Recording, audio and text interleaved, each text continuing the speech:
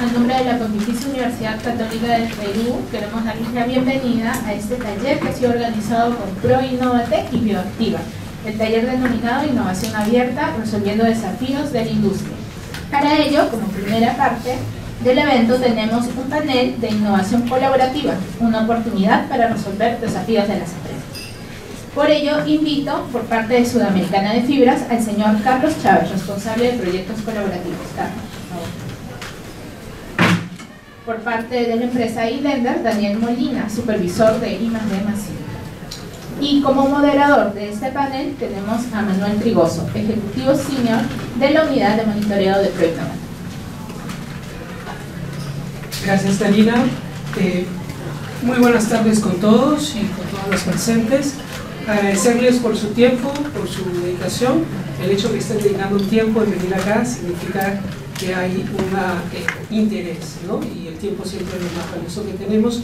Así que desde ya, desde ProInnovate y los organizadores, como la Católica y Bioactiva que están participando, también hacerles extensivo el agradecimiento, ¿no? Y por supuesto a Sudamericana de Fibras y iLender, que tenemos su tiempo, a Carlos y a Daniel, para contarnos un poco su experiencia en estos proyectos de innovación abierta que han venido ejecutando durante un buen tiempo, incluido pandemia, que ha habido una época difícil, ¿no? Así que tienen una riqueza y una experiencia muy valiosa que seguro nos van a compartir. Tenemos un tiempo un poco acotado, pero vamos a tratar de sacarle el jugo en función del concurso que se está lanzando ahora de innovación abierta. Voy a poner un poquito de contexto para poder pasar a hacerle las preguntas a ellos, para que nos puedan contar un poco esas lecciones respecto a la ejecución de estos proyectos. La convocatoria que está en marcha del concurso de innovación abierta es una convocatoria que está enfocada en la fase 2. Para que se entienda un poco y conozca un poco, los proyectos de innovación abierta son proyectos destinados a medianas y grandes empresas, empresas tractoras. Y estos proyectos tienen una fase 1 y una fase 2. En la fase 1 es una fase en la cual la empresa construye un programa de innovación abierta, hace un diagnóstico a profundidad e identifica desafíos potencialmente innovadores. Desafíos, dolores que tienen que ser resueltos mediante la colaboración con terceros. Entonces organizan, luego de identificar estos desafíos innovadores, organizan una búsqueda mundial para buscar un partner con quien tratar de desarrollar estas soluciones en una fase 2. Entonces, la fase 2 es el pilotaje de estas probables soluciones innovadoras con quienes han identificado luego una búsqueda mundial. En este lanzamiento, este concurso, no hay esa fase 1. No hay esa fase 1. Es ejecutar de frente la fase 2 con los potenciales solucionadores que esperamos la empresa haya identificado para el desafío innovador que tiene. Entonces, en ese sentido, poniendo de contexto, tanto Daniel como iLender han hecho ese viaje.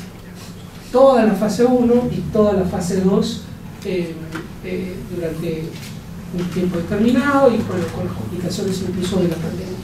Entonces, quisiéramos comenzar con una pregunta referida en esa fase 1, que probablemente en este minuto algunas de las empresas están tratando o quizás ya encontraron a un solucionador o tratando de buscar un solucionador.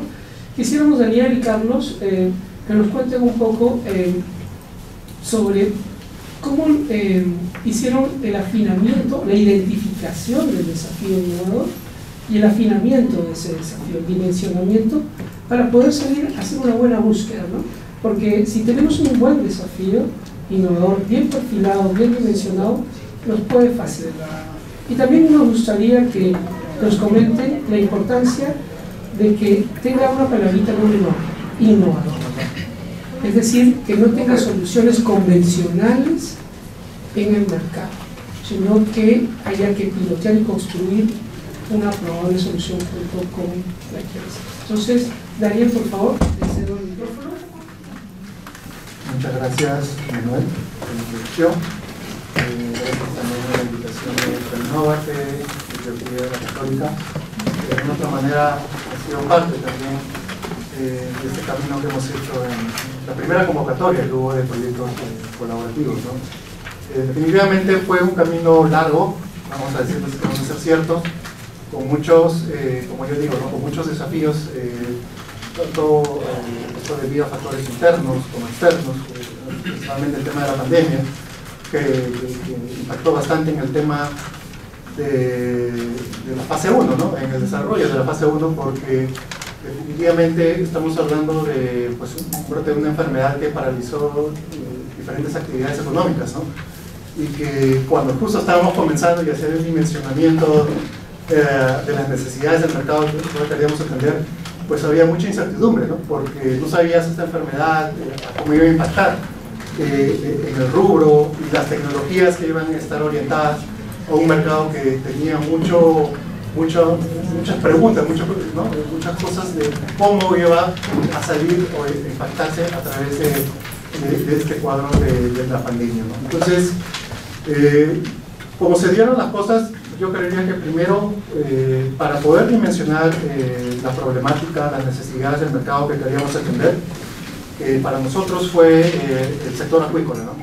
Tal vez, como bien comentamos tras bambalinas con Manuel, nosotros postulamos, creo que fue en el 2019 a finales, efectivamente postulamos con proyectos dirigidos ya a un sector que conocíamos, lo tiene muy bien manejado, vamos a ponerlo así desde el punto de vista estratégico comercial, como es el de aves y cerdos, pero vimos que la plataforma de proyectos colaborativos daba ese plus, ¿no? El plus de buscar un aliado o aliados que tuvieran unas soluciones que pudieran atender una nueva línea en la cual ya había marcado el objetivo hace mucho tiempo atrás, pero dado que se había dado esta plataforma, vimos la oportunidad, la alternativa para poder tomarla, ¿no? Entonces decidimos hacer un plan metodológico en el cual nos enfocamos, lo tomamos desde dos puntos, como yo lo veo. Uno fue un análisis interno, en el cual nosotros hicimos una serie de talleres o workshops de trabajo con personal estratégico, ¿no? De diferentes áreas, diferentes puestos, en los cuales buscamos atender, o no, más que atender, captar, ¿no? Las ideas que ellos tenían de este nuevo sector, de esta nueva línea de negocio a la cual queríamos llegar, para conocer sus expectativas, ¿no? Qué conocimiento tenían, si no lo tenían, qué les gustaría que pudieran tomarse en este camino para poder nosotros internalizarlo y también aterrizarlo y contrastarlo obviamente con lo que el mercado realmente quería. Y para eso también, como parte de este camino en esta fase 1, hicimos un análisis externo, ¿no? Lo enfocamos también de dos formas. Primero, contando con un servicio especializado de estudio de mercado en el sector acuícola, y obviamente, valgan verdades, estamos en una región que tiene mucho potencial, especialmente para empresas nuevas que están buscando entrar a este nuevo sector, porque tenemos países que son los principales productores de que sí se interesa a nivel mundial, ¿no? Tanto en Ecuador como en Chile. Y por otro lado, la importancia de buscar tecnologías que sean innovadoras, ¿no? Y obviamente para poder nosotros buscar, contrastar, comparar, teníamos que tener o realizar un estudio de vigilancia tecnológica, ¿no? O sea, conocer qué es lo que en ese momento que nosotros estamos dimensionando, las necesidades, las oportunidades de mercado, qué es lo que ya se estaba ofertando, ¿no? En el mercado como nuevas soluciones innovadoras, ¿no? Entonces, obviamente, con toda esta información nosotros pudimos tener mucho más aterrizada las ideas de a dónde nosotros queríamos ir en este nuevo mercado, y por lo tanto fue mucho más fácil para nosotros identificar los desafíos, ¿no?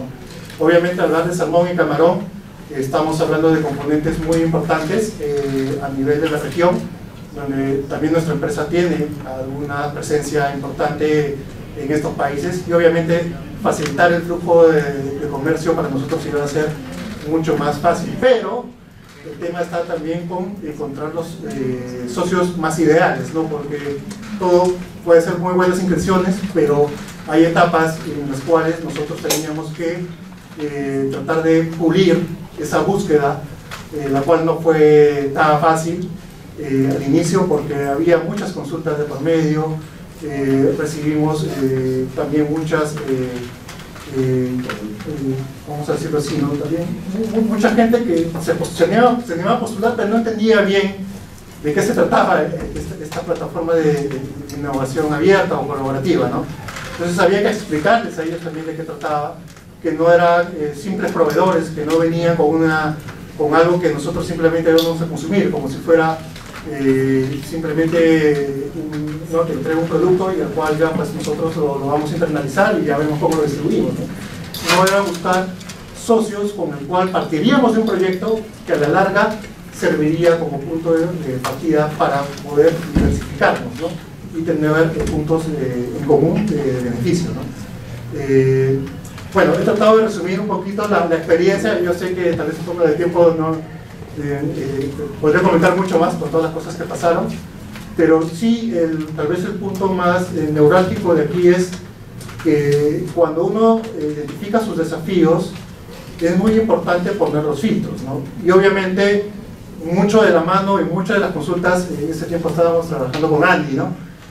Andy Callirgos, en ese momento en la fase 1, muy de la mano con lo que Proinnovate también nos podía permitir a nosotros trabajar dentro de los desafíos, porque también hubieron muchas propuestas que eran muy alejadas de lo que era el mercado. Eso es otro filtro que yo les comentaría que deben tenerlo en cuenta, ¿no? Si bien hubieron soluciones muy innovadoras, muy interesantes, pero que estaban en etapas muy incipientes, ¿no? Nivel 2, nivel 3, que por temas de financiamiento y por temas de tiempo establecidos en las bases, no iban a permitir llegar a un punto en el cual nosotros podíamos tener una validación, por lo menos a nivel de escala industrial o comercial, como se dice, ¿no? Pero bueno, es parte de lo que conocimos, pudimos identificar y nos llevó a este punto para poder trabajar, ¿no? Bueno, espero que esta experiencia les haya servido de algo y nada, quedo abierto para cualquier otra consulta. Sí, muchas gracias, Daniel. Efectivamente, Daniel proviene de Ilender, es una empresa líder, una empresa grande, líder en el Perú, hoy con presencia peruana y con presencia en distintos países, ¿no? Es del sector de veterinaria para aves y cerdos, y a pesar de que empezaron en el inicio, es un proyecto de aves y cerdo, pivotearon y identificaron un nuevo mercado externo en Chile para el tema de salmón o camarones, ¿no? Y ha ido perfilando, identificando el desafío. Tenemos más preguntas, todavía no es que vamos a terminar. Entonces, con Carlos proviene de Sudamericana de Fibras, una empresa también líder en el sector textil, y quisiéramos, Carlos, que nos pudieras contar respecto a la identificación del desafío global, ¿no? Y el dimensionamiento. ¿Qué lecciones aprendidas, qué dificultades, qué puedes compartir con los participantes? Gracias. No, gracias por invitarnos. Bueno, en realidad creo que primero es importante explicar un poco qué es Sudamericana, porque con respecto a eso nació el desafío como tal. Nosotros somos líderes en producción de fibra acrílica hilada en seco.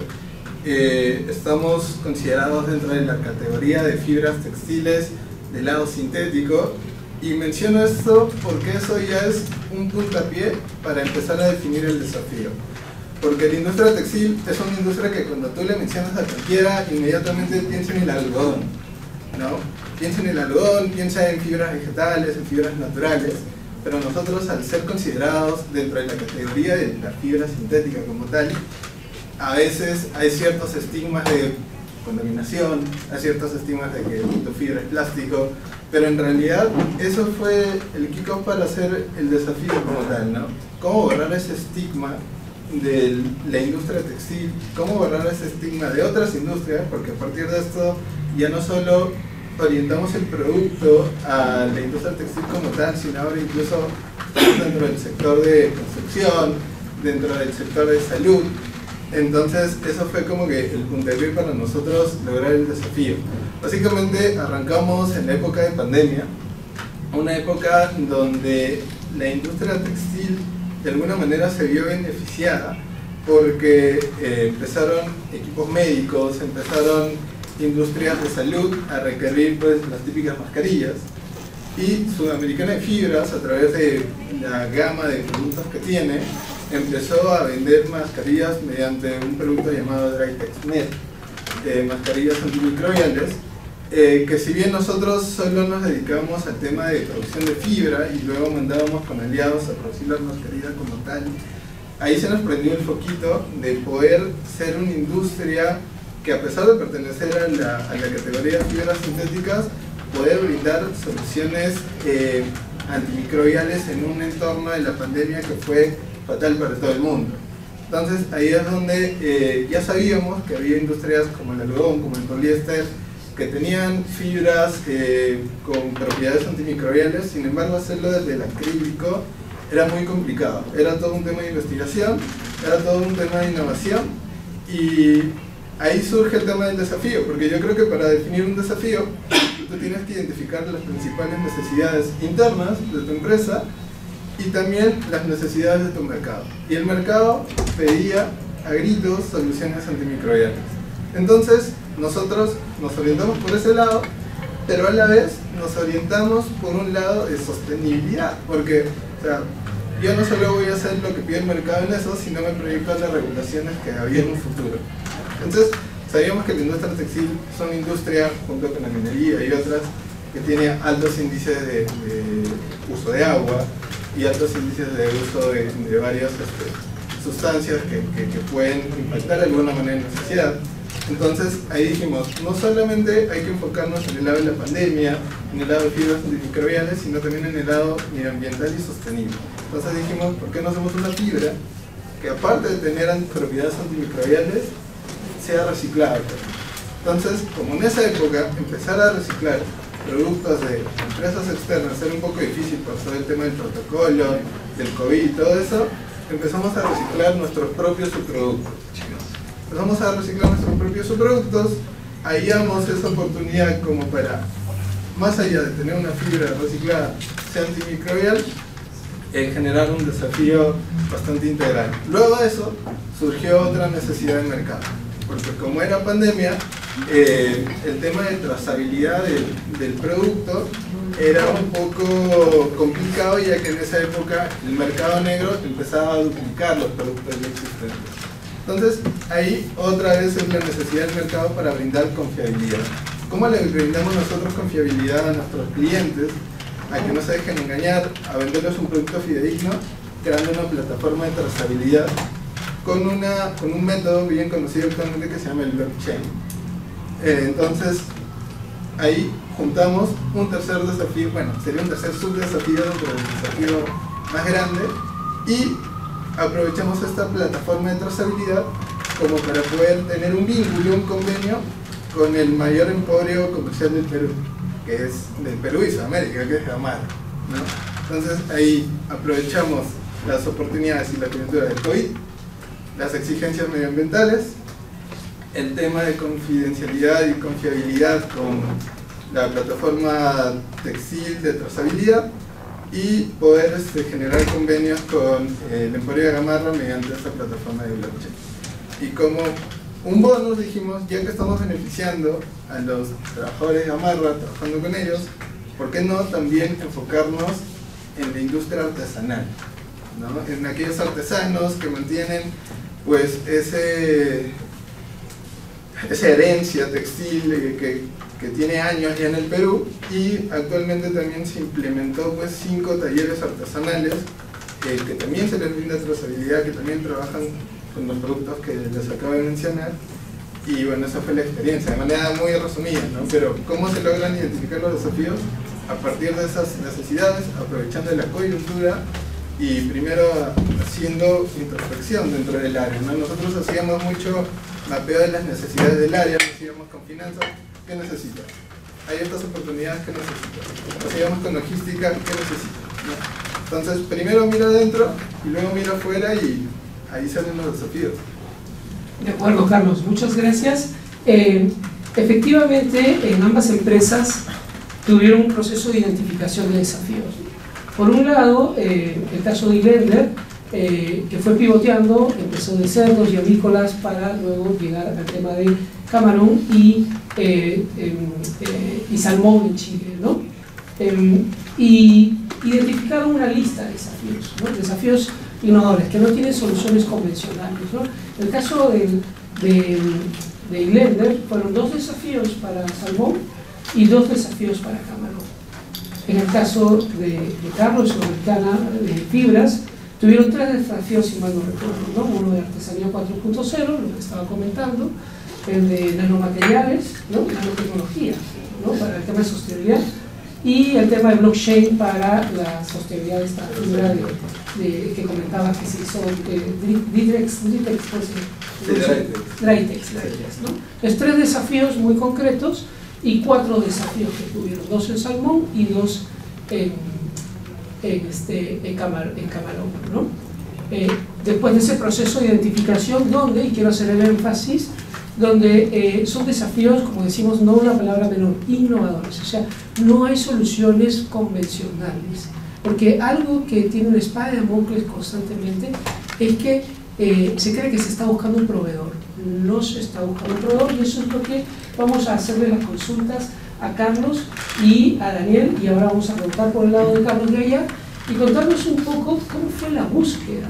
Tenemos entonces esos 3 desafíos, en el caso sobre el de fibras, el de artesanía 4.0, que se lanzó así, el de nanomateriales y el de blockchain. ¿Cómo fue la búsqueda de un partner? No un proveedor, de un socio, es una búsqueda mundial. ¿Qué métodos usaron? ¿Cómo fue? ¿Cómo llegaron a seleccionarlo? Cuéntanos, Carlos. Bueno, nosotros en esa época ya contábamos con el apoyo de una consultora que nos ayudaba en todo tema de innovación, de desarrollo también.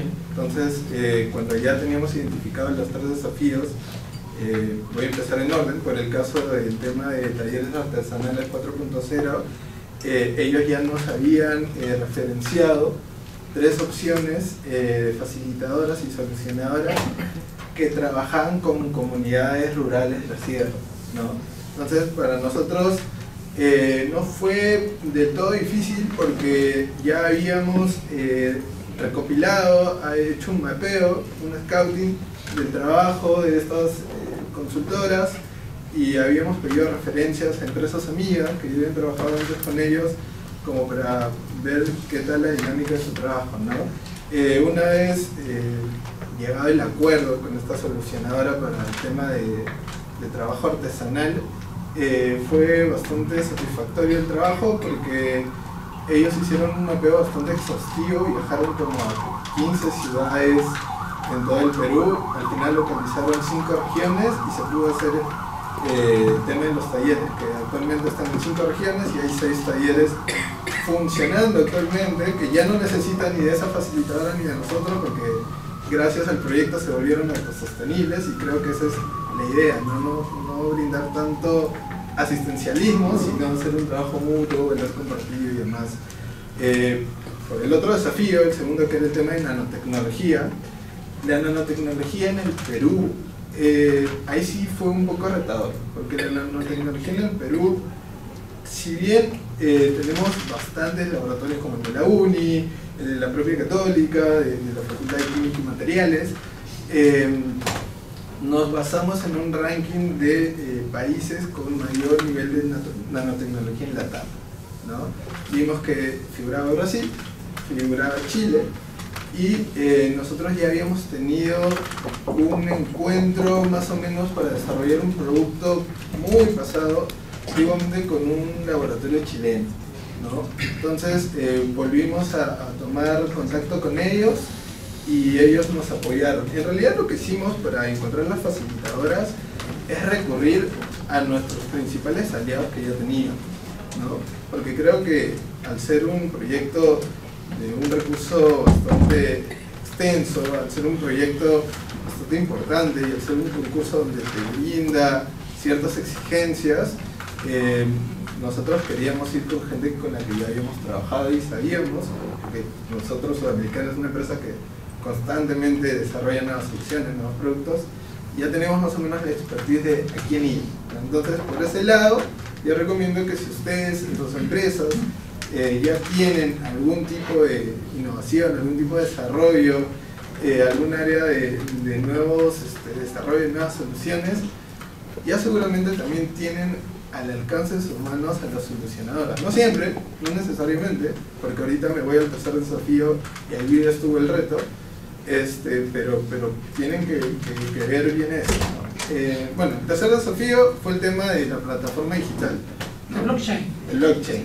Que nosotros pensábamos en realidad que quizás ese era el desafío de los tres que eran muy retadores, este era el que creíamos que lo íbamos a manejar mejor, ¿no? Pero en realidad terminó siendo bastante retante, porque nosotros al enfocarnos en temas técnicos de hilo, de fibra, ya teníamos a alguien en la nanotecnología, ya teníamos a alguien en talleres artesanales, pero nunca nos habíamos acercado mucho al mundo digital, ¿no? Lo que tiene la industria textil es que con el mundo digital recién está haciendo innovaciones, recién está haciendo como iniciativas bastante interesantes. Entonces ahí nos volvimos a apoyar en la consultora que ya teníamos en un inicio para que nos recomiende las principales agencias de soluciones de blockchain, de trazabilidad, que ya habían trabajado incluso con empresas internacionales.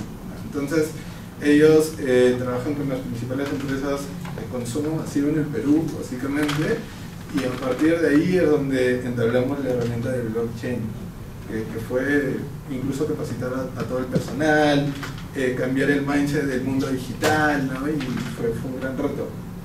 De acuerdo, Carlos. Quisiera recordar que parte de buscar a un partner en el mundo es un desafío muy grande, ¿no? Es decir, ellos tuvieron en la fase 1 cosas que este tipo de concurso, que ya solo en la fase 2, tuvieron el apoyo y tenían que contratar a una firma consultora que les ayudara en la búsqueda mundial, en el afinamiento de los desafíos, en el dimensionamiento y también en la búsqueda mundial de un probable solucionador o partner, ¿no? Entonces, eso Carlos lo ha estado comentando y quería hacer una pequeña acotación. Se contó con eso porque la empresa está recién, de alguna manera, entrando en el mundo de la innovación abierta en colaboración con terceros externos, ¿no? En ese sentido, Daniel, entonces, regresamos con tus desafíos, tus 4 desafíos, 2 de camarón, 2 de salmón, y cuéntanos cómo fue ese proceso de búsqueda para encontrar estos potenciales solucionadores, qué métodos utilizaron, no sé, un challenge, un open call, un scouting, no sé. Cuéntanos un poco cómo es el proceso de búsqueda y qué lecciones hay al respecto. Gracias. Gracias, Manuel. Bueno, desde el punto de vista de todo lo que pasamos en esa fase 1, yo creo que la parte de identificar los socios o los potenciales socios que tuvieran la solución fue una tarea un poco compleja. Definitivamente, al igual que la experiencia de Carlos, nosotros no teníamos la experiencia previa de hacer un challenge, ¿no? Que era, como nosotros vimos, un análisis interno con personal estratégico, que era la mejor opción para poder tener más propuestas, más alternativas de poder encontrar ese socio ideal, ¿no? Porque también al inicio contemplábamos hacer una convocatoria cerrada, ¿no? Convocando ya las empresas que de otra manera ya conocíamos, que podían de otra manera atender o darnos las soluciones a esa problemática en el sector acuícola. Básicamente estuvo enfocado en el camarón, tanto en el salmón, en temas de mejoramiento de la productividad a través de alternativas nutricionales y también en la parte de salud, ¿no? A través de soluciones innovadoras que permitan hacer un diagnóstico rápido en campo, ¿no? Que eso es en el tema pecuario. Irlanda tiene ya 35 años, un poco más, experiencia, ¿no? Pero obviamente estábamos hablando de un nuevo sector, de una nueva línea de negocio, y que a veces cuando comienzan a hablar de veterinaria, ¿no? A veces, claro, que tengo tal vez un poquito más de conocimiento de profundidad, asume que lo que pueda funcionar para perros también pueda funcionar para aves y también pueda funcionar para peces, ¿no? No hay nada más alejado de la realidad, porque cada especie, a diferencia de la medicina humana, tiene muchas particularidades y bemoles, ¿no? Entonces, fue un camino largo. Sí identificamos, hicimos un challenge de innovación abierta. Obviamente nos apoyamos, buscamos el soporte de una empresa consultora que pueda ayudarnos a armar la plataforma para que tanto empresas nacionales como empresas internacionales puedan postularse, llenar un formato y hacer llegar su propuesta de solución, ¿no? Y obviamente creo que recibimos más de 20, 25 propuestas. Obviamente hubieron varios filtros porque había cierta también inquietud de la parte interna porque había un temor en el cual había empresas que pueden ser muy, muy arriesgadas y como que sí las hubo, pero no, tal vez no cumplían, y eso fue parte del filtro, poner requisitos, ¿no? Tal vez el primer requisito, que es más convencional, es el tema administrativo, ¿no? Y por ahí también fuimos filtrando, ¿no? Pero yo, como lo vimos en general, en el tema de comité, porque formamos un comité técnico incluso para poder evaluar las propuestas, ¿no? Y convocamos a profesionales, y ya que nosotros, como les mencionaba, teníamos mucha experiencia como empresa de farma veterinaria en temas de aves y cerdos, pero no teníamos expertos en temas de sector agua, en camarones y salmones. Entonces convocamos a profesionales que tenían pues más de 20, 25 años, y más de 30, para que sean parte de los evaluadores de las propuestas, porque como tú bien mencionabas, no era que simplemente recibíamos propuestas que venían con algo que ya venía pues siendo trabajado hace más de 5 o 10 años, tenía que ser algo innovador, porque definitivamente los clientes a los cuales nosotros queremos ingresar en el mercado chileno, en el tema de salmones, es un mercado muy competitivo y teníamos que entrar con algo diferente. Entonces teníamos que tener a gente que ya conozca el mercado, que ponga los filtros, y uno de ellos fue el nivel de madurez tecnológica.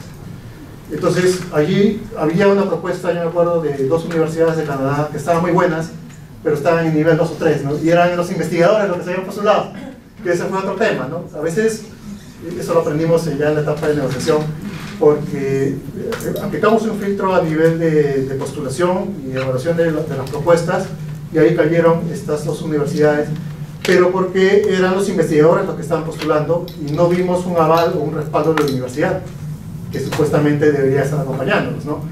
Y además un terreno muy bajo. Es un TRL muy bajo, y además que hay un tema de propiedad intelectual, ¿no? Un poco para comentar el TRL, el grado de... El nivel de madurez tecnológica. Al estar en una investigación aplicada, ¿no? Exacto. Entonces, ya viendo ese nivel, estamos hablando de proyectos que posiblemente tengan más de 2 o 3 años de ejecución, que no iba a alcanzar para los tiempos que está viendo Coprinova. Y obviamente, como empresa, nosotros estamos buscando propuestas que estén más cercanas al mercado, porque obviamente como empresa no vamos a poder esperar 5 años para entrar en este mercado, que ya de por sí, con el estudio que habíamos hecho, al año siguiente el entorno, el contexto, la coyuntura iba a cambiar. Ya estábamos saliendo de pandemia, estábamos saliendo de COVID, y el sector horeca, que es el que mucho demanda el tema de camarones y salmones, era muy importante, que estaba recién emergiendo después de la pandemia. Entonces, aplicando estos filtros, llegamos a identificar 2 soluciones, ¿no? Y las 2 soluciones estuvieron más en el ámbito de salmones, ¿no? Para ser ciertos. Y bueno, cerramos la fase 1 eligiéndolas, ¿no? Porque vimos que una de ellas tenía algo que era muy novedoso para el sector a donde estamos yendo con el tema de salmones, ¿no? Pero que no era tan novedoso para aves y cerdos. Pero en salmones sí era muy novedoso, y que era un diagnóstico más enfocado a poder identificar en el campo determinadas enfermedades, ¿no? Y tenía mucho respaldo porque, no, a diferencia de las propuestas de Canadá, que eran para camarones, para la verdad, en este caso era una propuesta que lo hacía una empresa que tenía, había tenido un spin-off dentro de un laboratorio en una universidad. Entonces tenía ambos puntos, y venía también del sector humano, que justo había también desarrollado algunos kits de diagnóstico rápido para COVID, ¿no? Entonces, wow, cuando dijimos eso, está perfecto, dijimos, y tenía mucho potencial para ser aplicado en ese sector, ¿no?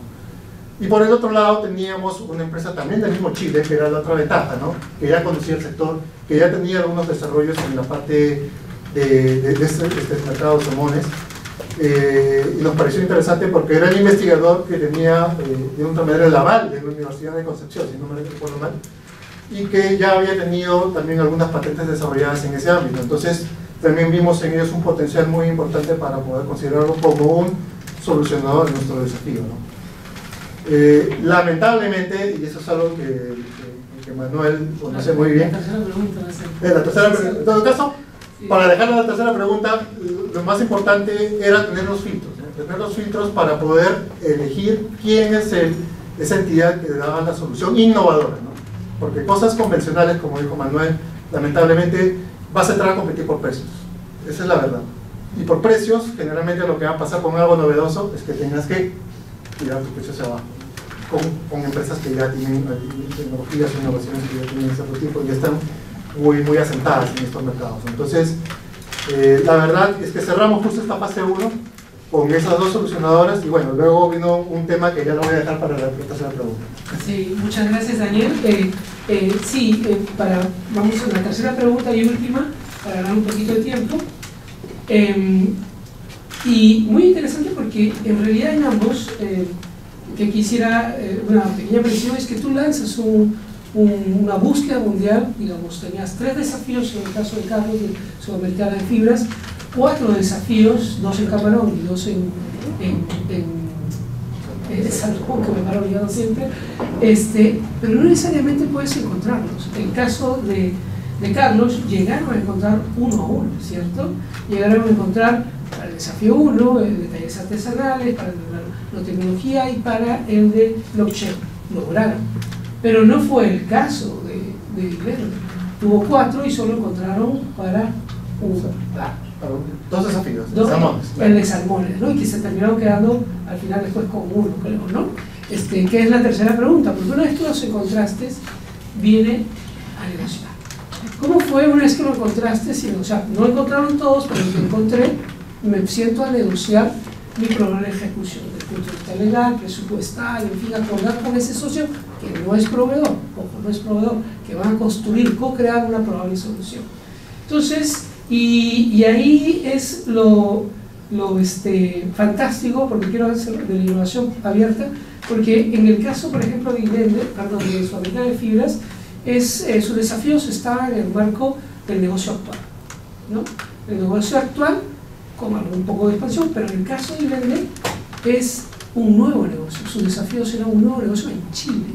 Ellos ya tenían una cabecera de playa, una punta de lanza ya, pero era ingresar, como dijo, a un nuevo negocio que ellos no estaban, que eran salmones, y ellos son expertos en el tema de cerdos y de aves. Entonces la innovación abierta con un desafío les estaba permitiendo, o les podría permitir aterrizar en un nuevo mercado, ¿no? Y en el caso de Sudamericana, asentarse en un mercado en el cual ya está.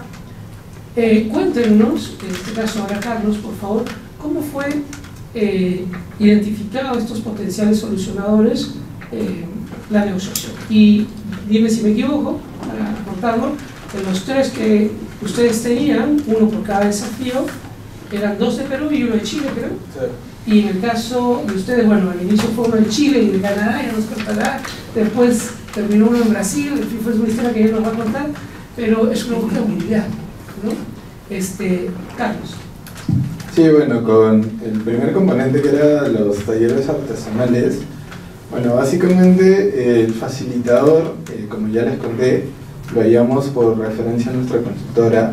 Sin embargo, el tema de la negociación es un tema bastante cuidadoso y bastante delicado, porque ellos, me acuerdo que en un inicio pedían como que se haga bajo 3 entregables, ¿no? Que ellos manejaban internamente, pero en realidad nosotros creíamos mejor que todos estos pagos a la solucionadora y fees, reconocimientos, bonos y demás sean a partir de los entregables que ProInnovate en realidad agenda, ¿no? Porque ponerle metas a cada facilitador es clave como para ir midiendo su efectividad, ¿no? Nos ha tocado muchamente incluso modificar ciertas condiciones en el camino ya una vez hecho el trato, porque no siempre el panorama que tú tienes al inicio es el que se va a cumplir. Carlos, y ahí me detengo un ratito porque eso que dices es importantísimo, es innovación. O sea, la foto del momento, lo que vas construyendo, lo vas haciendo en el camino y probablemente los acuerdos iniciales se tienen que ir ajustando en el camino, ¿cierto? Vamos. Sí, o sea, tal cual, porque nosotros teníamos una visión y algo cronogramado, sin embargo en el camino hay ciertos retrasos, hay ciertas cosas que ves que no van a funcionar como lo pensabas y la facilitadora también se da cuenta de eso. Entonces tienes que regular, tienes que ajustar presupuesto también, tienes que incluso ajustar fees con ellos, porque muchas veces te van a decir es el doble tiempo, es el doble de recursos, entonces tienes que velar porque todo eso llegue a buen puerto en sí. Entonces más cuando trabajas, porque en el caso de talleres artesanales trabajamos con comunidades que en realidad están acostumbradas a un manejo por minerías y demás de asistencialismo en sí, ¿no? Entonces, cuando tú haces trabajar a esas comunidades que no necesariamente están acostumbradas al trabajo mutuo, la facilitadora tiene un trabajo bien complejo también. Entonces, ahí es el desafío donde más veces hemos tenido que cambiar cronogramas, hemos tenido que cambiar entregables, hemos tenido que pedir excepciones, porque creo que cuando ya involucras sociedades, comunidades, hasta alcaldías, creo que ya no solamente parte del esfuerzo de tu equipo internamente, sino de la sinergia que puedas generar con entidades externas, ¿no? Ya con respecto al segundo desafío, que era el de nanotecnología, ahí las cosas no fueron tan cambiantes, porque si bien era todo experimental, porque trabajar con nanopartículas en una industria textil no es tan novedoso por el lado del algodón, pero sí es novedoso por el lado de las fibras sintéticas, porque en el algodón o en otras fibras se utiliza un método llamado impregnación, que es que cuando tú ya tienes la prenda como tal, utilizas como un chiguete, como un fular, donde le das el acabado de antimicrobiano. En el caso de nosotros, para garantizar mayor durabilidad de las propiedades, nosotros no lo hacíamos en la prenda, sino lo hacíamos desde la fibra. Entonces, eso no era tan simple como agrego mis nanopartículas en el proceso de mi fibra y ya está, sino era todo un proceso de investigación que se tuvo que hacer con el laboratorio de Chile. Ahí, en la negociación, entra el tema que mencionó, que es propiedad intelectual. O sea, básicamente cuando un laboratorio va a investigar un tema, le va a querer rascar propiedad intelectual de donde sea. Entonces, tienes que primero entender de que si estás haciendo un desarrollo experimental con un laboratorio, una universidad, un instituto, puede funcionar o puede que no funcione, pero igual van a querer propiedad intelectual del proceso, del desarrollo, no necesariamente del prototipo final, ¿no? Porque el prototipo final ya puedes negociar la propiedad intelectual una vez creada la patente, ¿no? Pero en ese tema, por ejemplo, nosotros siempre fuimos firmes de que la propiedad intelectual quedaba para nosotros. Y ahí es importante el tema de negociación, porque deben definir cuál es el rol. Si bien ellos investigaban las cosas justas y necesarias para que en un tema leal no puedan la propiedad intelectual pues de alguna manera negociarla contigo o rascar algún porcentaje, que no está mal. Si la empresa está abierta a darla, está bien, pero nosotros, como estábamos dentro de la categoría de fibras sintéticas, sí queríamos tener el 100% de la propiedad intelectual para que la competencia de alguna manera tenga mayor reto en tener un producto similar al nuestro, ¿no? Entonces creo que eso es una estrategia de negociación que siempre se debe tener. Y bueno, en el último componente, que es el tema del blockchain, se manejó bastante bien, porque ellos ya tenían experiencia en el tema de toda esta plataforma de trazabilidad digital. Ahí es donde menos problemas se tuvo al momento de negociar, se manejó por entregables. Pero bueno, enfatizar que el reto fue más que todo trabajar con comunidades en el primer desafío, y en el segundo desafío tener el tema de propiedad intelectual. De acuerdo. Muchas gracias, Carlos. Daniel. Gracias. Bueno, en la etapa de negociación, desde el punto de vista bajo el cual Lender comenzó a trabajar con las dos entidades que había elegido como solucionadoras en el Challenge de Innovación Abierta, fue también una etapa compleja, la verdad. Vamos a ser ciertos, ¿no? También es un tema de aprendizaje, la experiencia de algunos puntos que debieron abordarse tal vez en la fase 1, pero también tiene que ver mucho con justo establecer esos lazos de confianza, y vamos a decirlo así, ¿no? Con quién tú vas a plantear, a trabajar a largo plazo, ¿no? Que es la idea de poder establecer alianzas, ¿no? Entonces, como mencioné antes, una de las propuestas que habíamos elegido venía de parte de una empresa chilena que tenía bastante desarrollado el tema de biotecnológico con el manejo de algunas cepas bacterianas orientadas para el tema de peces, ¿no? Sin embargo, Obviamente al entrar en la parte de negociación nosotros teníamos que tener algunos avales, ¿no? También fue obviamente solicitado por nuestra área legal y parte de ello tenía que ver con el licenciamiento que había recibido esta empresa de desarrollo o el descubrimiento que habían hecho con la Universidad de Chile. Y fue algo que lo pusimos en la mesa para que ellos pudieran presentar como un documento aval. Era una empresa que había salido un spin-off de la universidad. Exacto. Y la universidad le había dado la licencia a la empresa. Exacto. Entonces, bajo ese esquema, nosotros solicitamos, ¿no?, a través de nuestra área legal, que pudieran presentar, ¿no?, que pudieran presentar los documentos que avalaban eso, porque justamente el dueño de esta empresa, que postuló, era uno de los investigadores que había desarrollado. Entonces, el tema fue más que todo por el ámbito más burocrático, vamos a ponerlo así, porque establecimos plazos para la entrega, porque definitivamente el poder hacer la solicitud de parte de esta empresa, hacer la universidad, implicaba unos tiempos y todo, pero nosotros no podíamos esperarlos eternamente, ¿no? Si ellos ya contemplaban que iban a ser potencialmente elegidos, o desde el momento que ya entraron en una etapa en la cual pasaron las entrevistas, incluso, ¿no?, eso fue la etapa final para poder elegirlos, ya tenían un atisbo de que tenían que ir, inclusive nosotros creo que la advertimos a ellos para que puedan ir teniendo documentación, porque eso lo íbamos a pedir, era lo primero que íbamos a pedir para poder establecer los acuerdos, ¿no? Lamentablemente no fueron entregados en los tiempos, nosotros los tiempos que habíamos establecidos, y teníamos también compromiso con ustedes, obviamente no podíamos abrir mucho ese plazo entre el inicio de el cierre de la fase 1 y la presentación de los proyectos para financiamiento en la fase 2, ¿no? Entonces, lamentablemente, dimos todo el plazo máximo que nosotros podíamos permitir, y que también ProInnovate fue flexible también en esa parte, pero no dio más, ¿no?, es la verdad. Al final lo presentaron, pero ya fue a destiempo, ¿no? Se paga la verdad. Ese fue un caso.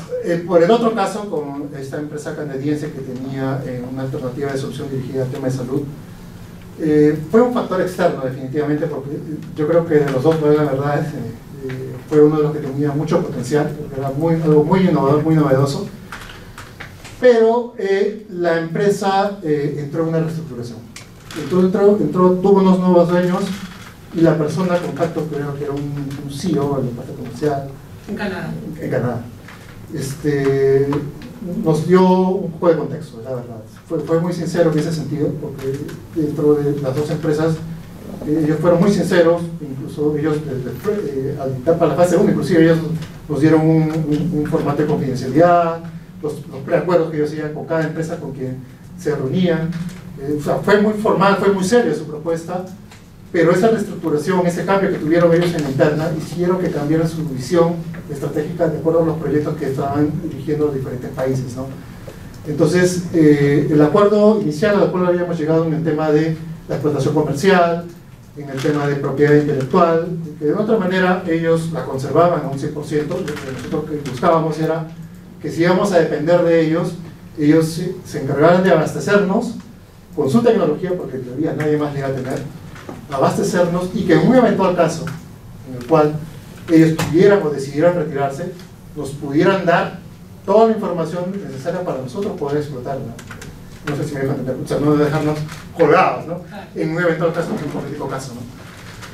Y allí es donde se entrapó las negociaciones, porque al final, en ese hipotético caso, ellos no querían darnos esa información, o sea, nos iban a dejar colgados en un hipotético caso en el cual ellos quisieran retirarse del negocio.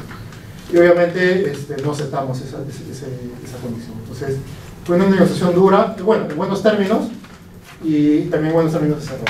Lamentablemente, digo, porque era una propuesta muy innovadora, pero lamentablemente quedó allí, ¿no?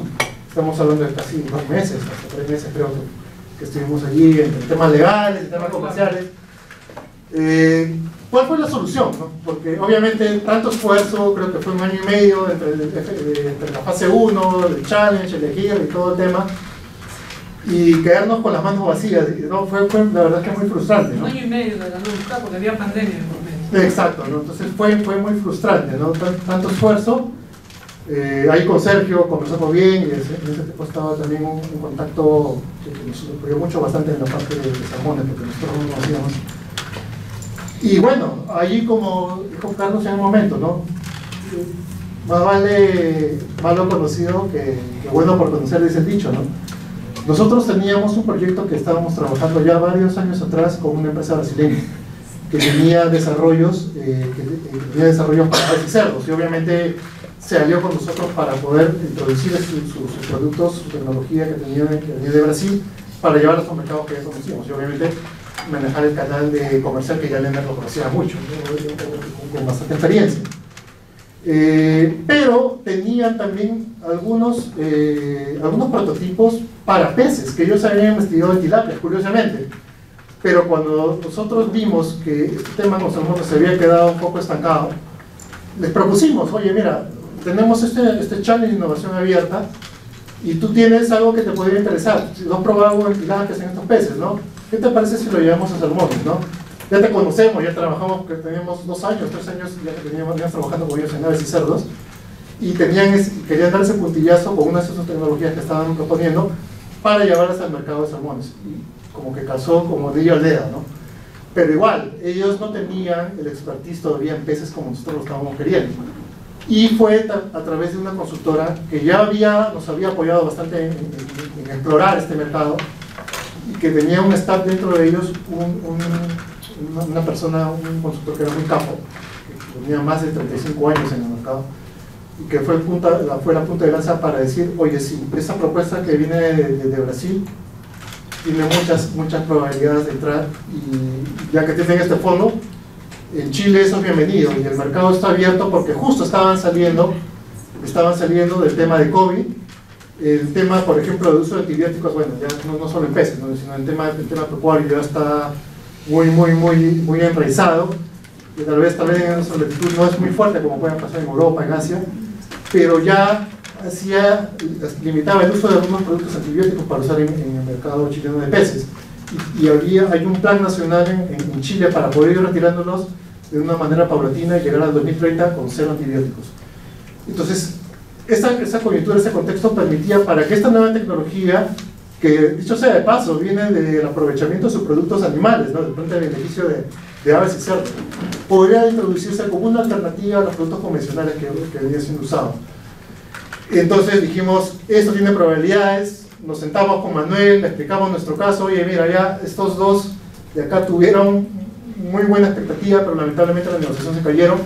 ¿Qué te parece si vamos con un único desafío, pero con estos dos proponiendo esa solución, cada uno en expertise, uno brindando la tecnología y otro dando la asesoría, el soporte técnico y también comercial para que esto aterrice como una prueba de validación, ¿no?, de la tecnología en este sector? Y a bien tener, lo presentamos al comité de ProInnovaT y gracias a Dios lo aprobaron, y después de casi 1 año y medio también de ejecución, ya estamos ahorita evaluando alternativas de cómo poder ingresar a este mercado y trabajando posiblemente en una nueva versión de lo que trabajamos o validamos en esta fase 2 del proyecto colaborativo. Es un probiótico para salmón, ¿no? No, no queremos adelantar todavía porque ya estamos, pero sí, es algo muy orientado al tema nutricional. Ok, muchísimas gracias. Nos hemos extendido un poquito, pero creo que ha sido bastante valioso. Solo dejarles a manera de colofón, recordar que en esta fase 2 se pilotea la probable solución, y es una probable solución, es decir, no son soluciones convencionales al desafío innovador que se seleccionó.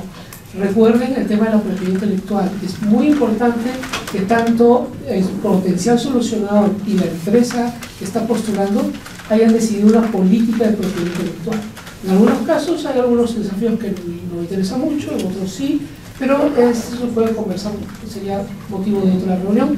El tema del nivel de madurez de la tecnología. Si la probable solución viene con tecnología, se utiliza una escala que está real en inglés, el grado de madurez de la tecnología, que usualmente es de TRL5, porque si usted va a presentar al concurso con una probable solución en TRL más bajos de 5, probablemente no se apruebe. Pero estamos hablando de investigación básica o aplicada, e incluso para la empresa, como dijo Ariel, eso está muy lejano del mercado. Y finalmente, recuerden siempre tratar de llegar a un acuerdo previo mínimo para poder postular con el solucionador, o si es la empresa con el solucionador respectivamente, en un compromiso que luego tiene que ser formalizado si la propuesta prueba resulta en la fase 2. Muchísimas gracias, Carlos, muchísimas gracias, Manuel, por su tiempo. Tiene muchísimo más que contar, seguro, pero el tiempo es así, y muchísimas gracias, Karina. Un aplauso para ellos, por favor.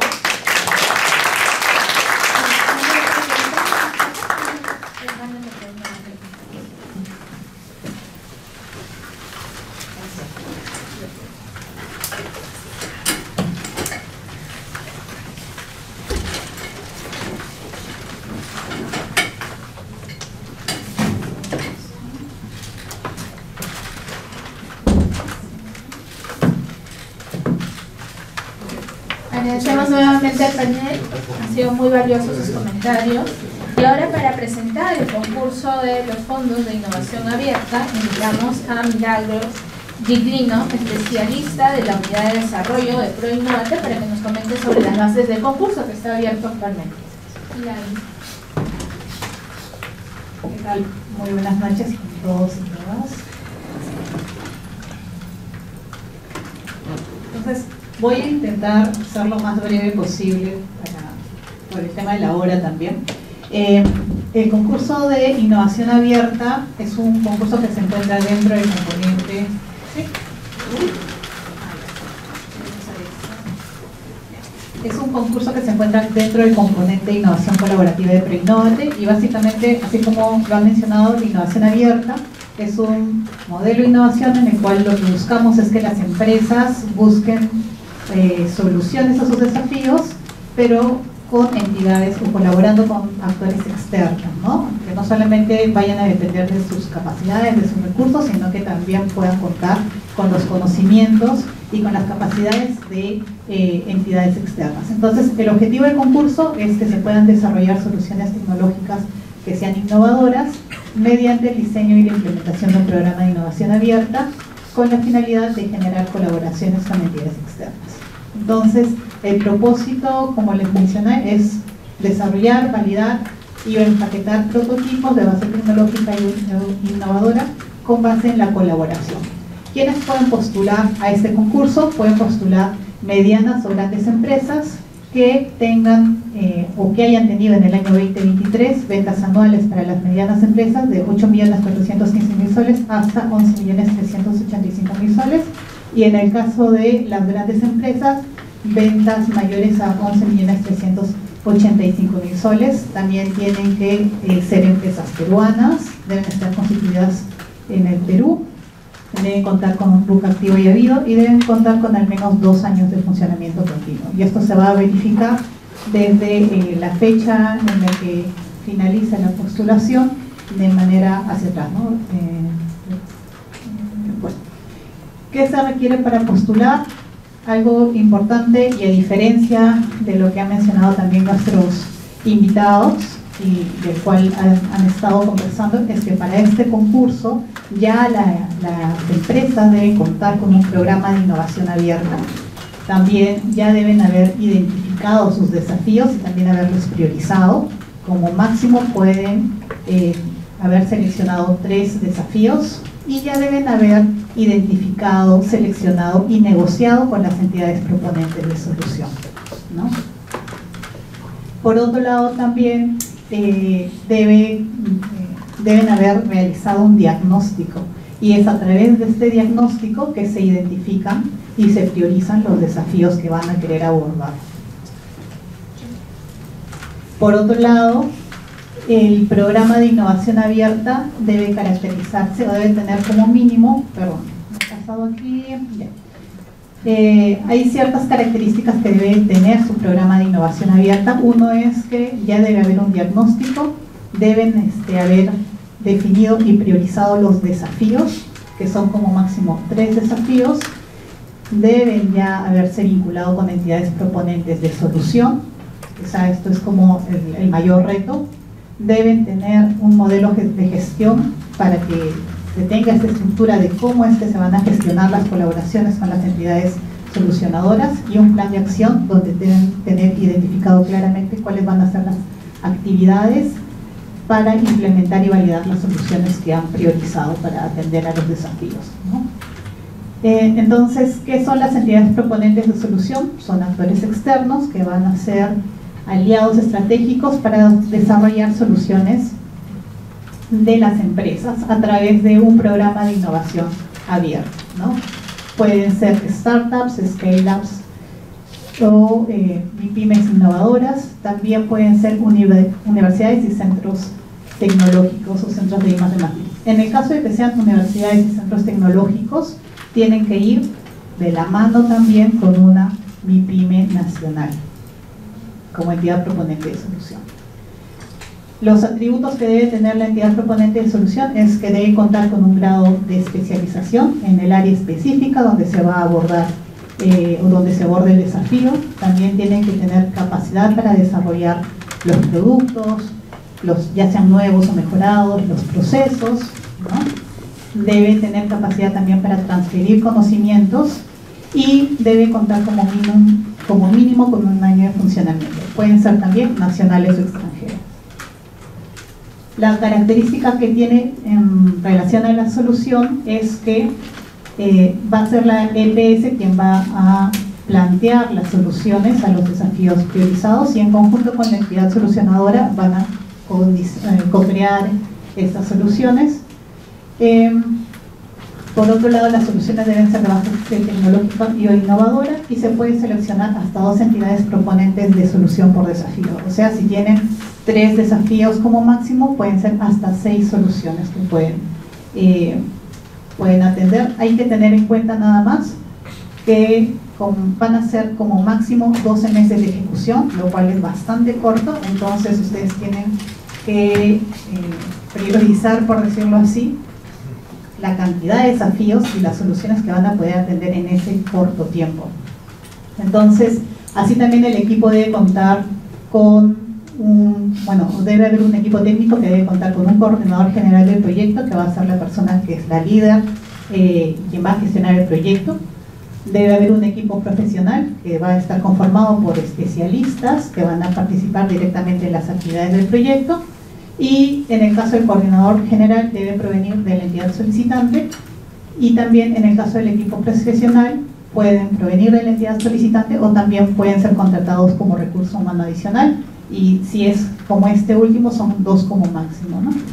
Hay un porcentaje de dedicación mínima que es del 50% del equipo técnico y mínima de recurso humano adicional del 70%. En relación a la duración y el financiamiento, el tiempo de ejecución del proyecto como máximo es de 12 meses, como les mencioné, es bastante corto, este es un reto, y el cofinanciamiento con recursos no reembolsables del Preinnovate es de hasta 1.6 o 1 millones, ¿no?, de soles. Y digamos que el cofinanciamiento va a variar dependiendo del tamaño de empresa. El aporte del Preinnovate para la mediana empresa es de máximo del 65% del valor del total del proyecto, que ese es el monto máximo que les comenté, y el otro, y lo restante del 35% debe ser puesto como porcentaje mínimo de aporte monetario del 15% y porcentaje máximo de aporte no monetario del 20%. El aporte no monetario es la valorización de los recursos que la empresa va a designar para la realización o la ejecución del proyecto, como por ejemplo el recurso humano, ¿no? O sea, las horas, la valorización de las horas que va a invertir la empresa con sus trabajadores. También puede ser en equipos, la valorización del costo de los equipos que va a utilizar, o materiales, insumos si los puede utilizar también. En el caso de la gran empresa, el porcentaje máximo de total de proyecto de RNR de Preinnovate es del 50% y la diferencia del 50% es de cofinanciamiento, el 25% como aporte mínimo monetario y el 25% como aporte máximo no monetario. Y la fecha de cierre de postulación del concurso es el 12 de marzo. El concurso ya se encuentra abierto. Para poder postular a tienen que postular por el sistema en línea de Preinnovate. Para eso van a tener que crear un usuario y las postulaciones cierran a la 1 p.m. Entonces la recomendación es que puedan revisar las bases del concurso y si tienen todas estas características que se les ha mencionado, pues para que puedan ir ya completando su formulario de postulación. Pueden encontrar los requisitos, las bases del concurso escaneando este código QR o en el link que están ahí también o en la página de Preinnovate. Muchas gracias.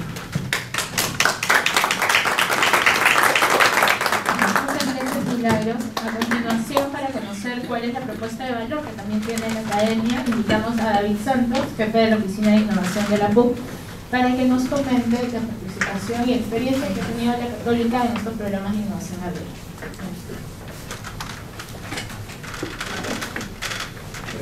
Gracias, Jaime. Hola, ¿cómo están? Buenas noches. Mi nombre es David Santos. Me imagino que deben estar pensando que es el 12 de marzo, faltan 2 semanas y media, ¿cómo hacemos para encajar los proyectos? Y quería contarles un poco lo que venimos haciendo en la universidad, voy a hacer lo más rápido posible. La idea de la PUC en todo este tiempo que tiene la área de innovación, que son 15 años, lo que buscamos hacer es una plataforma abierta, integral, para que las empresas puedan ver un partner con el cual puedan desarrollar sus iniciativas de innovación abierta en general. Nos vemos como un socio estratégico para innovaciones de base tecnológica, base científica tecnológica. Ahí es donde nos enfocamos y generamos mayor valor para las empresas. Algunos números de estas iniciativas de innovación abierta que hemos desarrollado en este tiempo. Tenemos más de 230 proyectos con 192 empresas, donde se han desarrollado en diferentes rubros, desde temas muy hacia la biotecnología, desde temas hacia el lado químico, desde temas al lado de manufactura, energía, es prácticamente todas las líneas de la universidad. En este proceso, que ha sido un aprendizaje, tenemos más de 100 docentes, científicos que han trabajado, iniciativas muy buenas, proyectos que han ido bien, no tan bien, pero ha habido un aprendizaje. Y en este tiempo tenemos ya recopilado con quienes podemos contar docentes que puedan hablar el lenguaje de la empresa, y tenemos un equipo dedicado a hacer esta interfaz entre la universidad y la empresa, que muchas veces se ve como que están en otra página, ¿no? La empresa estamos trabajando a otro ritmo, pero la universidad está en sus esquemas, en sus tiempos, ¿no? Un poco más lenta, y bueno, sucede en algunas áreas, pero nosotros tenemos un área especializada donde sabemos cómo trabajar, hablar el lenguaje de la empresa, manejamos los mismos tiempos, a veces hasta más ágiles, y también tenemos un equipo que responde a la velocidad de la empresa. Hay proyectos en que tal vez ustedes me busquen y me digan, quiero hacer esto, David, y yo les voy a decir, ¿sabes qué? Acá no podemos responder a la velocidad que ustedes tienen, porque estamos en otro ritmo más académico. Pero en estos 3, 4, 6 temas sí podemos responder.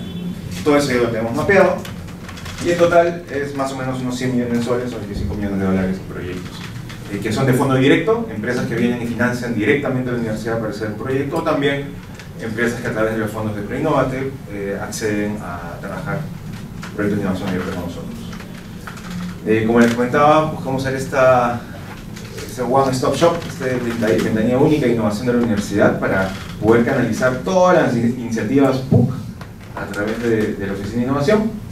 Y tenemos diferentes tipos de soluciones, algo que comentaba Manuel. Cuando ustedes tengan una propuesta que va hacia el modelo de negocio actual, optimización, mejoras, tenemos iniciativas ahí, a nuevos modelos de negocio y también a desarrollo de nuevos productos y servicios.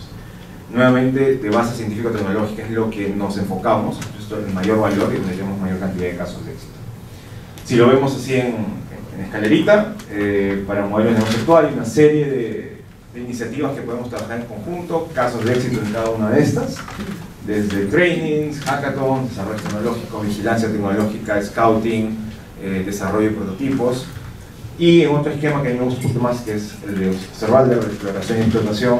Si ustedes están en un momento donde estamos explorando nuevas iniciativas de proyectos que no van al core, van al futuro, estamos hablando caja tele del futuro, hay una serie de iniciativas que podemos trabajar, desarrollo de conceptos, proyectos con alumnos, de maestría, doctorado, para evaluar nuevas propuestas. En este momento, de repente no hay modelo de negocio, hay que encontrar prototipos, recién o pruebas de concepto, y recién encontraremos un modelo de negocio por acá. También desarrollo de prototipos tecnológicos con tecnologías emergentes, exponenciales, es lo que tenemos en exploración. Y para explotación también una serie de iniciativas, ¿no? Ya proyectos de I+D+I con mayor presupuesto, las mismas iniciativas de innovación abierta, capacitaciones, temas de transferencia tecnológica, etc. Según el momento en el cual ustedes estén, el nivel de madurez que tengan en su organización, podemos nosotros ver cuál de los productos que tiene la universidad podemos trabajar con ustedes. No tienen que hablar con toda la universidad, hablan con nosotros y nosotros centralizamos y ubicamos las áreas que pueden darle mejor servicio. Y lo último es que esta propuesta de valor en la PUC no solamente es que hacemos este proyecto, sino que al ustedes estar trabajando con la universidad, acceden a este ecosistema PUC, que es acceder a las patentes que tenemos, acceder a las charlas como esta, espacios como este edificio desde la universidad también, puede acceder a fondos, financiamiento, asesoría, una serie de beneficios que damos a las empresas socias con las cuales trabajamos en conjunto. Acceso a laboratorios, poder poner sus retos en los cursos, etc. ¿no? Y también al talento y a redes de financiamiento externa y a redes de universidades también. Esta es parte de la propuesta que veo que es un poco más fuerte. Tenemos fondos de innovación internos también, donde el año pasado, por ejemplo, en la universidad, en concursos de innovación internos hemos apostado más o menos 1 millón de soles en iniciativas, y hay proyectos con empresas, hacemos joint ventures, la empresa pone 100 y nosotros ponemos 100 en iniciativas de desarrollo tecnológico, y al ser parte de trabajar con la empresa, ustedes pueden ser parte también de estos concursos, no solamente para la comunidad PUC, sino también se abren empresas con las cuales somos partners. Esto es, algunas empresas con las cuales hemos trabajado, iniciativas de innovación abierta diversas, algunos con ProInnova, y bueno, hay más, pero algunos que les pueda ser familiar, de diversos sectores, y estamos abiertos también para poder trabajar con ustedes. Aquí está el QR para poder contactarnos, conversemos, tenemos un equipo especializado para poder hacer todo el proceso hasta identificar cómo poder trabajar en estos retos. Así que vamos a estar acá, ahí conversamos, Karina, Eduardo, yo, y a ver si, muchas gracias.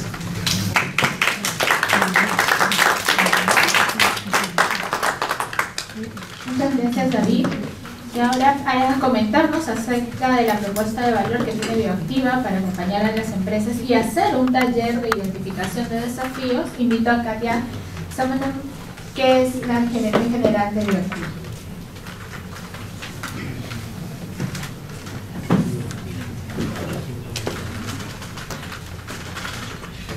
¿Qué tal? ¿Cómo están? Buenas noches.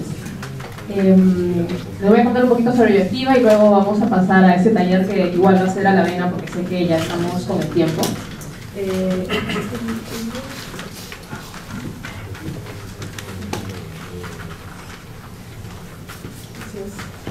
Para contarles, tenemos un video por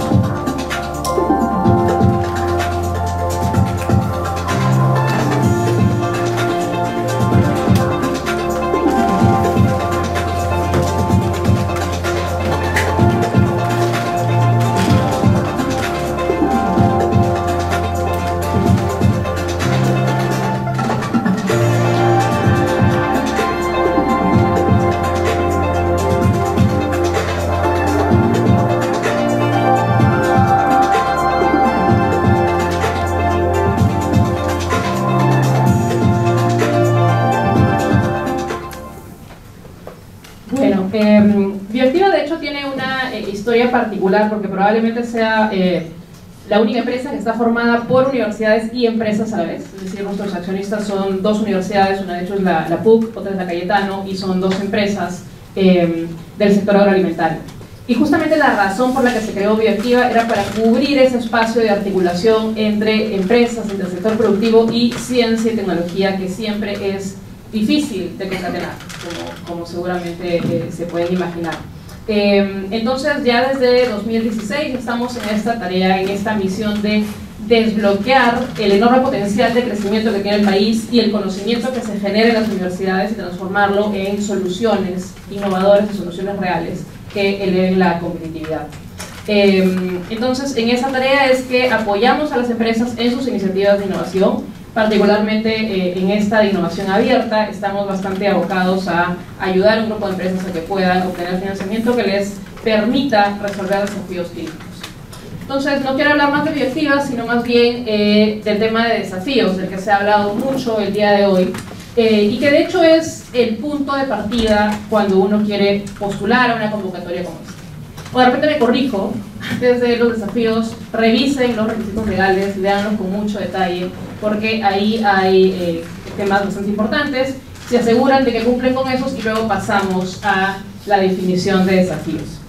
Todos deben tener una ficha en sus sitios, es una ficha bastante sencilla y estándar sobre cómo se pueden definir desafíos. No es la única manera de hacerlo, seguramente hay campos que se pueden agregar dependiendo de cada necesidad, dependiendo de cada empresa, pero creo que contiene información o los requisitos esenciales a tener en cuenta cuando uno define un desafío. Entonces, ¿qué vamos a ver ahora en unos cuantos minutos? Primero, ¿por qué es importante definir desafíos, más allá de esta convocatoria en particular? Segundo, ¿cómo lo hacemos? Y tercero, ¿cómo priorizamos? Porque sabemos que al final las empresas tienen muchísimos desafíos y los recursos solo dan para unos tantos.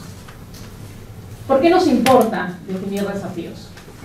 Seguramente han escuchado esta frase o una similar, ¿no? Lo más importante, enamórate del problema, no de la solución. ¿Por qué es importante partir del problema antes que enfocarnos en la solución?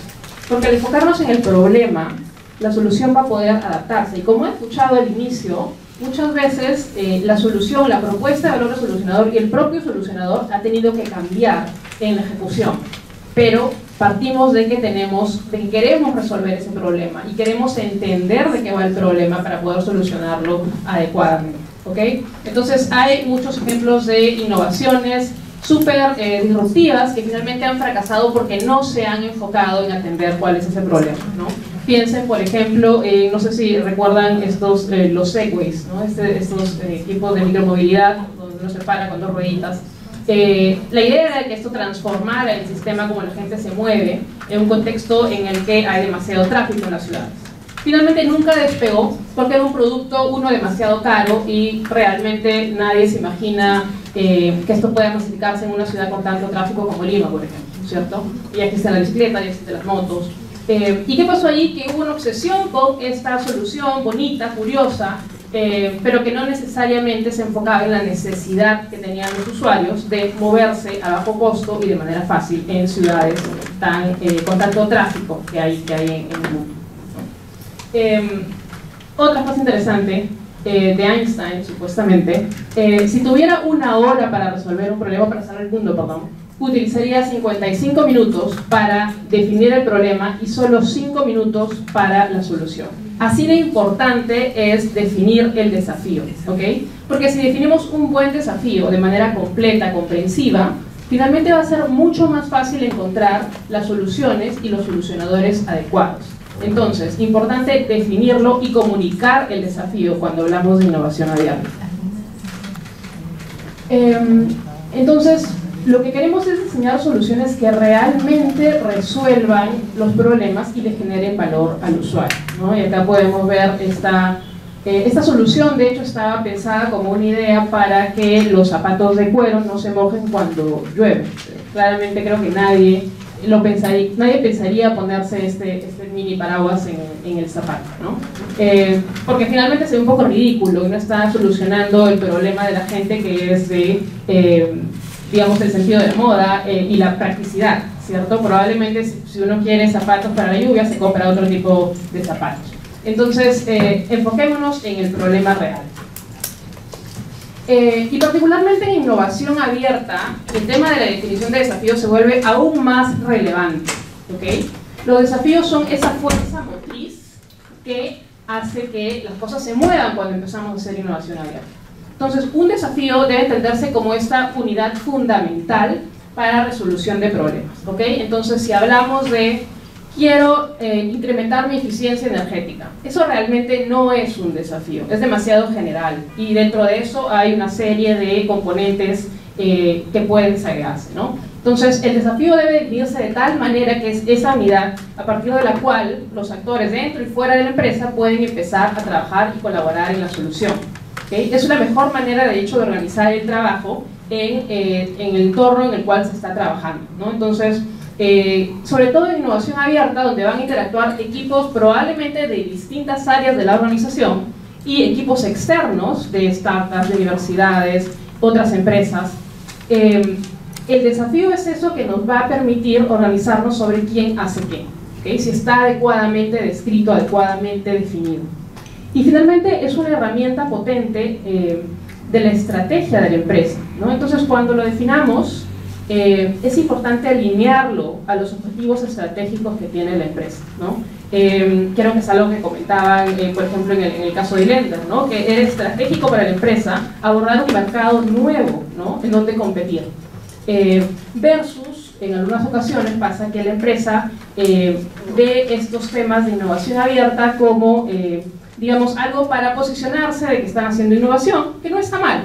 Pero si realmente no estás apuntando a resolver desafíos estratégicos, cosas que le importen a la empresa, probablemente no se le va a poner la suficiente importancia a la ejecución del proyecto y probablemente el impacto también va a ser bastante limitado. Ahora, ¿cómo definimos desafíos? Primero, ¿de dónde salen esos desafíos, ¿no? Y hay distintas fuentes. Una obvia, sobre todo cuando queremos hacer innovación de producto, son nuestros clientes, nuestros usuarios, con los que, a quienes les vendemos nuestros productos y servicios, ¿no? Tener la capacidad de levantar información de estos a través de distintas fuentes, ¿no? La data hoy en día es fundamental para entender cómo están percibiendo las necesidades los usuarios, cuáles son sus perspectivas sobre nuestros productos. Pero también entrevistas, ¿no? Hay un conjunto de herramientas para entender en profundidad a los usuarios que se recomienda que toda empresa practique.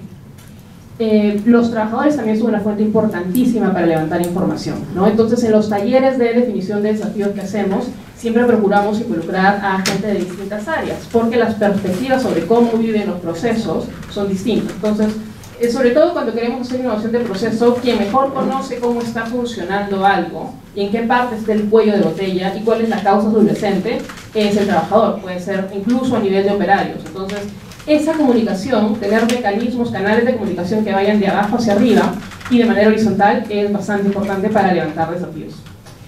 Obviamente, tener también una mirada a qué está haciendo la competencia o qué están haciendo empresas referentes en mi sector en otros países es una fuente importante para entender, digamos, las tendencias globales, las tendencias nacionales y del mercado.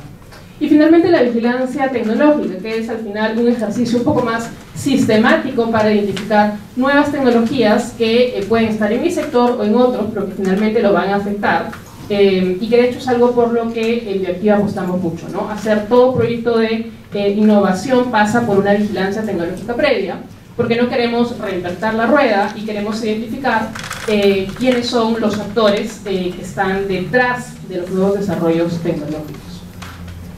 Ok, pasemos entonces al proceso. Entonces, lo he planteado de manera bastante sencilla. Esto, por lo general, suele tomar semanas o días, dependiendo del tiempo. En esta convocatoria, de hecho, estamos haciendo definición de desafíos un tanto express, y ahí es importante consultar con las áreas clave de la empresa, tener algún taller para alinearnos y generar consensos alrededor de desafíos. Pero, digamos, de manera sencilla, se parte de un planteamiento inicial del problema, y luego pasamos a identificar las causas detrás de ese planteamiento inicial, porque probablemente lo que creíamos que era el problema puede ser tan solo un síntoma de algo más, ¿okay? Entonces esa identificación, esa búsqueda por las causas raíces es importante. En tercer lugar, delimitarlo adecuadamente, y ahí es donde completamos los campos que se señalan en la ficha que les hemos compartido, y finalmente priorizar. Entonces vamos por pasos. El planteamiento inicial del problema probablemente es eso que va a salir de la conversación que tengo con el cliente, o lo que me arroja el dashboard con la data que obtengo, o de las reuniones con trabajadores, ¿okay? Entonces voy a poner un ejemplo para que podamos ilustrarlo. Entonces acá tenemos, por ejemplo, una empresa del sector alimentos que produce snacks saludables, barras de granola, frutos secos, etc. Y su planteamiento inicial es que hay pérdidas en la calidad y la frescura del producto, ¿no? El snack no está llegando, no es suficientemente crocante, está siendo rechazado por distintos puntos de venta. Partiendo de esto, lo que voy a hacer es la identificación del problema de raíz. Esta es una técnica, la de 5 porque es que es bastante sencilla, por eso la estoy usando en este ejemplo, pero por supuesto que hay otras que pueden ustedes emplear. Al final el objetivo es ir al fondo del problema, ¿okay? Entonces, vuelvo a poner acá el problema de la pérdida en calidad y frescura, y paso a preguntarme por qué pierden calidad y frescura estos productos. Y bueno, entiendo entonces que es porque con el tiempo cambia la textura, cambia el sabor, cambia el aroma, se vuelven rancios. ¿Por qué cambian la textura y sabor? Porque los ingredientes se degradan debido al oxígeno, la humedad, otros factores ambientales. ¿Por qué? Porque hay componentes como las grasas naturales, las proteínas, que reaccionan al ambiente y sufren procesos de oxidación o absorción de agua. Yo estoy llegando a un aspecto un poquito más técnico de lo que pasa con este tipo de productos. ¿Y por qué esos componentes reaccionan al ambiente? Porque los métodos actuales de conservación no logran aislar completamente el producto de las interacciones o lo hacen de manera limitada. Entonces, estoy entendiendo que hay métodos de conservación que probablemente no están siendo tan efectivos como yo esperaba. ¿Y por qué? Porque las estrategias tradicionales de conservación, ¿no?, como empaques con barrera, antioxidantes, son limitados en cuanto a efectividad, en cuanto a costo y en cuanto a las características de sostenibilidad. Entonces acá ya tengo mucha más claridad, porque yo, si me quedaba acá, podría haber apuntado de repente a que la solución vaya por un tema de manejo del paquete a lo largo de la cadena logística, ¿no? O de repente a tratar de cambiar la percepción de los clientes respecto del producto, ¿no? Que a veces las empresas insisten, no, lo que pasa es que el cliente tiene que acostumbrarse de que este producto es sostenible y por tanto tiene ciertas características. Si hago este proceso, entonces puedo llegar al problema raíz, que en este caso es el método de conservación que se está aplicando, ¿okay? Entonces para eso nos sirve llegar al problema raíz. Hay otras metodologías, decía, para identificar problema raíz, como el árbol de problemas, el diagrama de Ishikawa o esta técnica de la espina de pescado, ¿no? El canvas de la propuesta de valor, mapa de empatía, how might we, y problem framing, ¿no? Entonces hay distintas que se pueden aplicar. Lo importante al final es llegar o tratar de llegar al problema de raíz y entender las distintas dimensiones del problema. Ok, entonces vamos a ver cómo se podría completar la ficha en el caso de este ejemplo, ¿no?, de la empresa de alimentos. A partir de esa exploración de las causas raíz, yo tengo más información sobre el problema, sobre el contexto en el cual ocurre, e idealmente tengo data, ¿no? Es muy importante poder sustentar cuál es el alcance del problema, cuál es el impacto que tiene este problema en los distintos indicadores clave de la empresa, ¿no? Entonces acá ponemos, por ejemplo, que esto reduce la vida útil de 6 a 3 meses, que genera 12% de evoluciones, etc., ¿no? Entonces, mientras más detallado esto, mejor, porque tengan en cuenta que esta ficha, o una variación de esta ficha, va a servir para comunicar internamente en la empresa cuál es el desafío, pero sobre todo externamente, ¿no?, para esos potenciales solucionadores que estoy buscando, para que realmente entiendan qué busca esta empresa, yo puedo solucionar su problema y en qué medida puedo hacerlo, ¿okay? Entonces, esta claridad es importante tenerla, sobre todo hacia afuera, que conocen menos de la empresa que nosotros. Un siguiente campo importante, y nótese que estoy dejando el título para el final, es el objetivo, ¿no? Entonces, ¿qué busco lograr con esta solución? Y acá la idea es no ser demasiado precisos para dar espacio a la creatividad de los solucionadores que van a proponer. Entonces, aquí hablamos de una solución que prolongue la frescura y la calidad de los snacks, minimice la oxidación y que no recurra a conservantes artificiales y empaques contaminantes porque tenga objetivos de sostenibilidad que quiero mantener. ¿Okay? Uno siguiente que es importante también es las áreas o personas involucradas en este desafío, es decir, los beneficiarios o stakeholders, que pueden ser internos o externos. Aquí es importante mapear, por ejemplo, a los consumidores, por supuesto, a los retailers, pero también a las áreas internas, pues el área de +D, el área de calidad. Y ya si quieren ser más precisos, sería importante también definir quién es el owner del desafío, ¿no?, el dueño del desafío, la persona que lo va a empujar, que básicamente va a gestionar la solución de este desafío, ¿no? Esa persona debe ser claramente identificada y las responsabilidades claramente asignadas también. Vamos al siguiente, que es, ¿qué requiere la solución? ¿O qué no requiere también? ¿Okay? Entonces, ¿qué funcionalidades espero que tenga? ¿Qué tecnologías deben aplicarse? ¿Qué otras especificaciones? Acá hay algunas de estas. Entonces, es importante, por ejemplo, a nivel tecnológico, si estamos hablando de software, qué tipo de software espero que sea compatible con el que yo tengo, qué tipo de tecnologías espero, si quiero que sean sostenibles, si quiero que cumplan ciertos requisitos. Aquí es donde debo ser bastante detallado, no demasiado detallado, porque de nuevo es innovación abierta, yo no sé qué solución va a llegar al final, tengo que dar ese espacio para que el proponente de la solución, digamos, pueda traerme algo que yo no conozco. Ese es, digamos, el fondo y la razón de ser de la innovación abierta, pero sí, sobre algunos aspectos que yo tengo claridad, que quiero y que no quiero, es importante mencionarlo, ¿ok? Y bueno, los criterios de evaluación, esto también muy importante de cara a los solucionadores. ¿Cómo voy a evaluar mi solución? ¿Qué aspectos son relevantes? Aquí estoy poniendo algunos criterios, como qué tan efectiva es esta solución para la conservación, la viabilidad comercial, entre otros.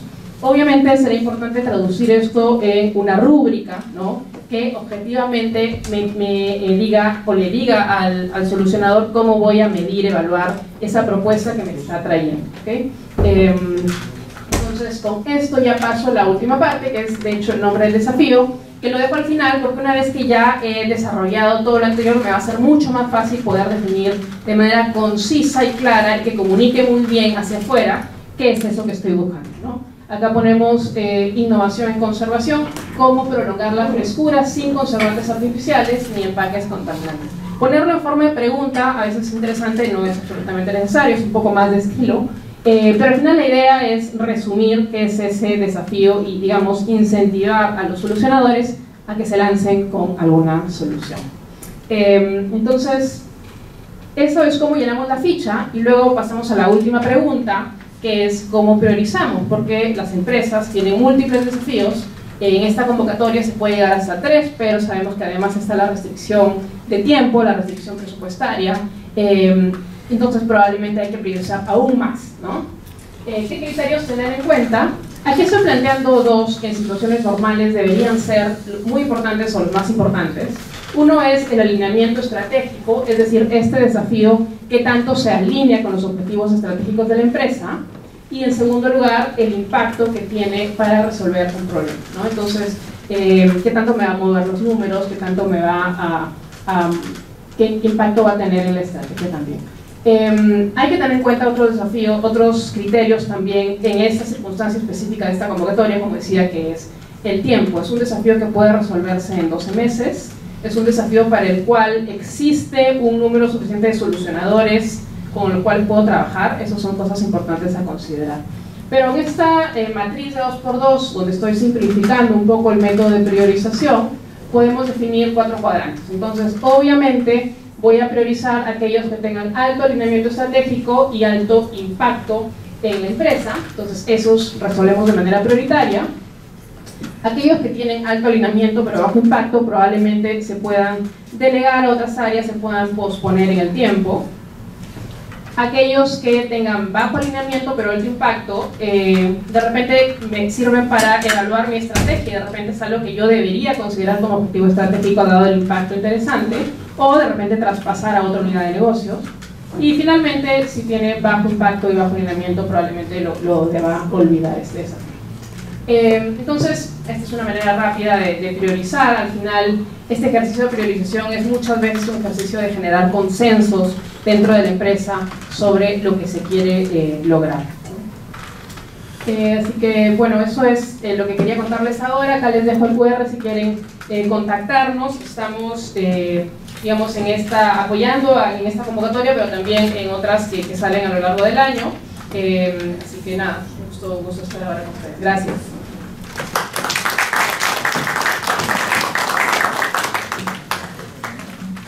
Muchas gracias, Katia. Con eso damos por culminado el evento y los invitamos afuera a un café donde pueden también hacer preguntas a los expositores y podemos conectarnos sobre este congreso. Muchas gracias por... Gracias. Gracias.